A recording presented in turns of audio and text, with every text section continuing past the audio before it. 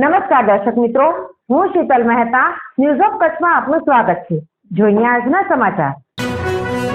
મહાવીરમ અમારા નવા ઓર્ગેનિક ઘી તમામ ટેસ્ટિંગ સર્ટિફિકેટ ધરાવે છે। FSSAI પ્રમાણિત ISO 2015 સર્ટિફાઈડ કંપનીનું શુદ્ધ ઘી મુંબઈમાં ફ્રી હોમ ડિલિવરીની સુવિધા। મુખ્ય branch Bhayandar. Mobile number 993011118586। Jhelam Mehta Ghatkopar 9322142999। Sheetal Mehta Bhuj 9408202004। આણંદમાં મહિલા ઉપર દુષ્કર્મ કરતા બીજેપીના નગરસેવકને લોકોએ રંગે હાથ પકડ્યો, ફરિયાદ નોંધાઈ।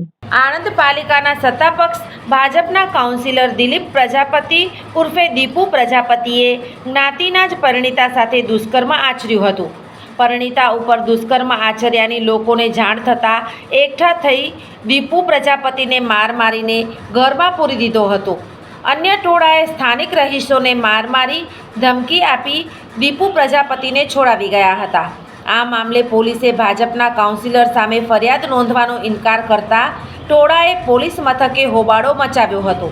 બાદમાં પોલીસે નમતું જોખીને આખરે કાઉન્સિલર દીપુ પ્રજાપતિ સામે દુષ્કર્મની ફરિયાદ નોંધી હતી।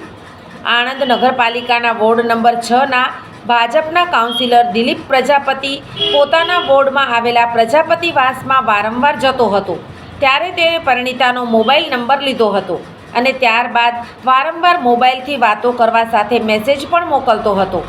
દરમિયાન 6 મહિના અગાઉ તેણે પરિણીતાના ઘરમાં જઈને બળજબરીથી દુષ્કર્મ કર્યું હતું અને કોઈને કહીશ તો જાનથી મારી નાખવાની ધમકી પણ આપી હતી। ધમકીના લીધે પરિણીતા ગભરાઈ ગઈ હતી અને પોતાના પરિવારજનોને જણાવ્યું ન હતું। બાદમાં પરિણીતાએ દીપુ પ્રજાપતિ સાથે વાતચીત કરવાનું બંધ કરી દીધું હતું। જોકે દીપુ પ્રજાપતિએ તેને વારંવાર મારી સાથે વાત કેમ કરતી નથી તેવું કહીને ધમકીઓ પણ આપી હતી। શનિવારે મોડી રાત્રે 11:30 વાગે ભાજપના કાઉન્સિલર દીપુ પ્રજાપતિ પરિણીતાના ઘરમાં ગયો ત્યારે 2 બાળકો સાથે તે સૂતી હતી।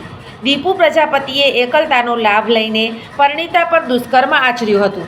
તે વખતે પતિ આવી જતાં બૂમો પાડતા આજુબાજુના રહીશો ભેગા થઈ ગયા હતા। બાદમાં લોકોએ ભેગા મળીને દીપુ પ્રજાપતિને માર મારીને ઘરમાં પૂરી દીધો હતો।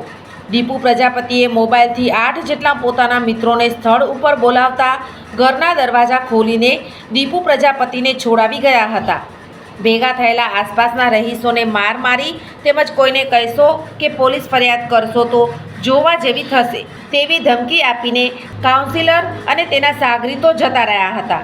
પત્ની સાથે દુષ્કર્મ થતાં પતિ સહિત આણંદ ટાઉન પોલીસ સ્ટેશનમાં ફરિયાદ નોંધાવવા માટે ગયા હતા, પરંતુ કાઉન્સિલર ભાજપનો હોવાથી ફરિયાદ નોંધવા માટે આનાકાની કરી હતી।